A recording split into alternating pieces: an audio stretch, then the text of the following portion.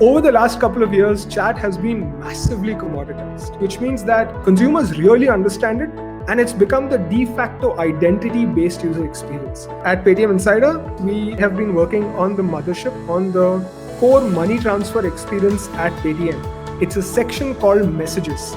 Messages is a chat-powered payments and engagement platform. Chat gives us a realistic shot at building better fulfillment on the Paytm app in terms of entertainment, in terms of community, in terms of just extending this to do cool stuff. It's also much easier to build because companies like Sendbird does a fantastic job in helping us build an at-par chat product. In fact, when you think about Paytm, we're pretty wide, even in terms of consumer touchpoints. We have the Paytm main app, we have the Paytm Money app, Paytm Mall app, we have Paytm for Business, we have Paytm Insider. We have all of these apps.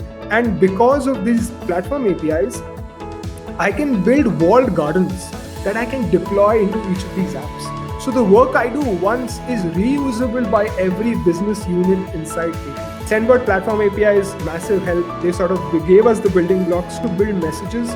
And all of this is peppered with Paytm scale.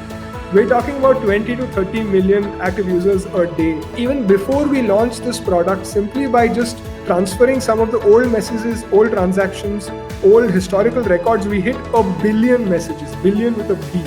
So scale is nuts.